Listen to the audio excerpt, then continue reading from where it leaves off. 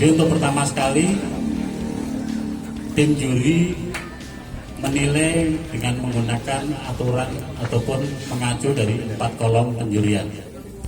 Yang pertama dari penampilan, yang kedua grade dasar, yang ketiga keserasian, yang terakhir adalah kematangan.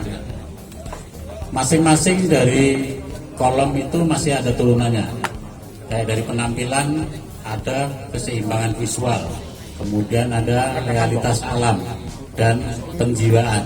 Jadi untuk 1 poin saja sebetulnya cukup mewakili untuk menilai dari keseluruhan.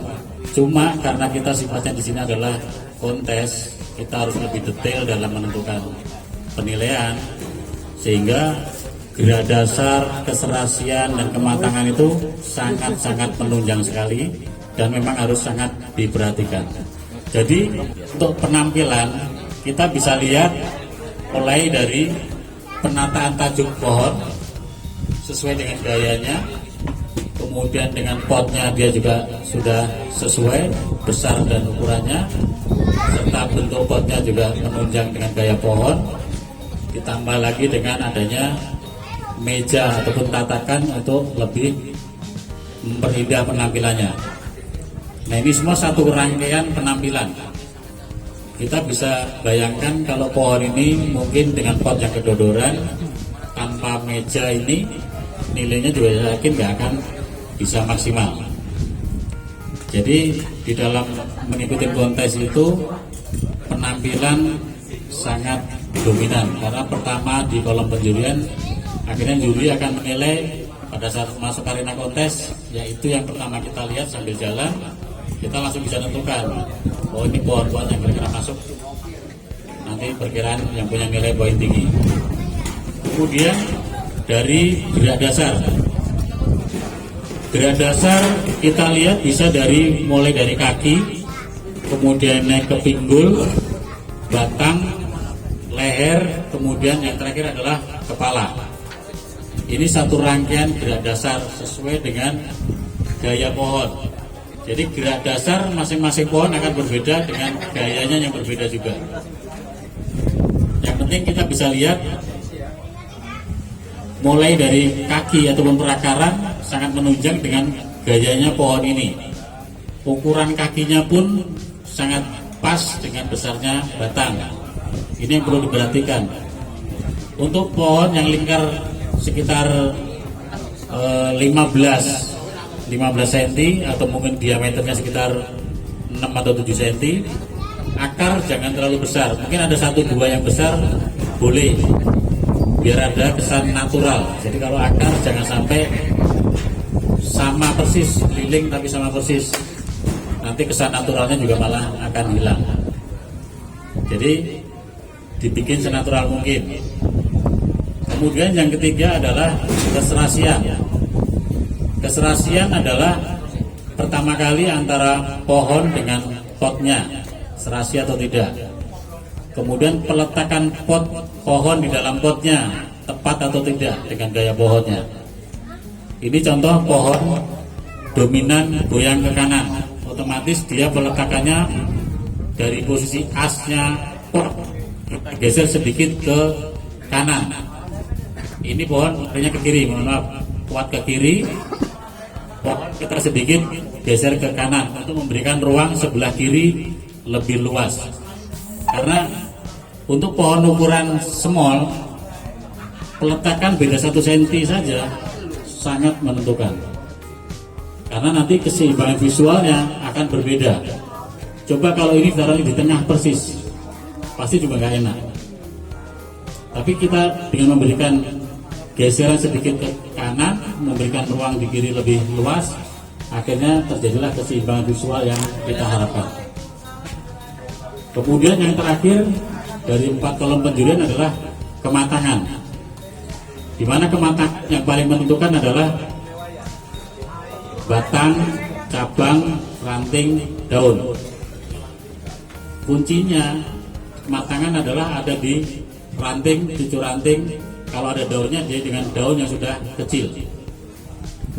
Jadi kalau nanti teman-teman bisa bandingkan antara pohon ini, kenapa dia bisa menjadi terbaik kedua, dibandingkan dengan pohon yang lain yang ada di arena kontes. Jadi kunci dari kematangan yang berikutnya adalah ada tahapan batang, di mana tahapan itu adalah mulai dari batang paling bawah, dari pinggul, kemudian badan sampai menuju ke leher. Ini terjadi pengecilan yang sangat natural atau pengecilan yang enak. Mungkin kalau istilah teman-teman di Jawa kebanyakan apa ya? Ngepen. Ngepennya enak. Tidak ujuk-ujuk ngepen. Ya, ujuk-ujuk ngepen itu potongan besar atau potongan di atasnya kecil sudah dipaksakan jadi. Nah, itu terjadi putusnya garis gerak dasar. Jadi kalau kita tarik garis lurus ke atas, terjadi berhenti dulu di posisi bekas potongan lama. Tunas yang ke atas yang tumbuh itu masih belum proporsi sudah dijadikan. Itu yang akan menjadi ketimpangan ataupun kematangan yang tidak sempurna. Kemudian kematangan yang kedua di kematangan cabang, adanya tahapan-tahapan cabang. Untuk membuat tahapan cabang, prosesnya hampir sama dengan tahapan membuat batang. Cuma kalau di percabangan ini karena diperlakukan seluruh arah cabang yang sama, kemungkinan akan lebih cepat. Jadi untuk pohon sekecil ini aja kita membuat cabang paling bawah yang paling dominan ini. Jadi kita bisa lihat tahapan yang dibuat itu adalah 1, 2, 3, 4, 5, 6, 7. 7 tahapan pemotongan dengan sistem cutting. Kalau mungkin ini yang pertama anggaplah 2 tahun, kemudian yang nomor 12 tahun, yang nomor 3 6 bulan, makin di sini makin pendek. Anggaplah total 3 tahun ataupun maksimalnya 4 tahun baru bikin tahapan ini selesai.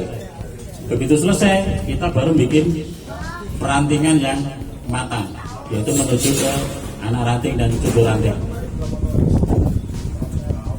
Kemudian di berikutnya yang mengenai kematangan, kita juga jangan lupa bahwa di dalam kolom kematangan itu ada istilah dimensi, harmoni, komposisi, perspektif, dan proporsi. Di mana masing-masing itu perlu kita pelajari juga, karena kalau kita lepas dari beberapa poin tadi, kemungkinan unsur-unsur yang ada di dalam ini tidak akan terlengkapi. Contoh, mungkin biar sedikit pemahaman aja, arti dari dimensi.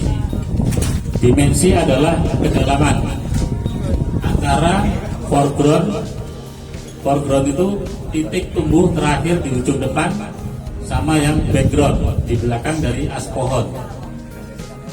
Semakin di depan ini ada foreground, semakin dalam ruangan yang didapat. Jadi kalau teman-teman membuat pohon, sebaik mungkin kalau dilihat dari atas itu cenderung bulat. Hindari membuat pohon yang depannya itu rata, karena semakin rata kedalamannya akan semakin berkurang. Kemudian dimensi akan bisa terwujud kalau di sini ada pembagian ruang di mana cabang-cabang yang ada di depan jangan sampai menutupin untuk bisa melihat background ke belakang. Jadi ini adanya ruang-ruang kosong ini sangat dibutuhkan, di mana kedalaman tadi akan dicapai. Karena percuma kalau backgroundnya ada, tapi depannya ditutupi oleh cabang-cabang yang terlalu rimbun. Jadi nanti dimensinya juga tidak akan tampak.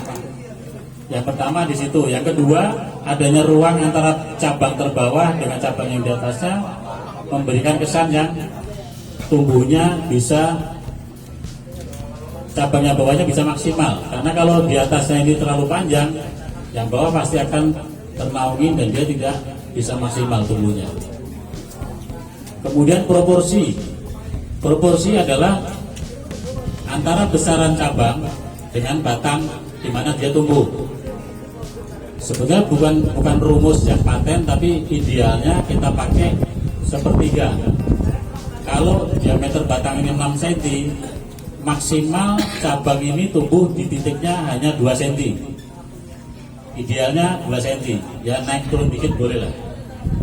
Tapi kalau terlalu kecil juga nggak enak, kebesaran juga kadang-kadang nggak enak juga. Memang yang enak yang pas-pas ya Pak Untung ya. Nah kemudian di dalam penilaian mungkin sedikit saya tambahkan juga kenapa itu merah, kenapa itu hijau.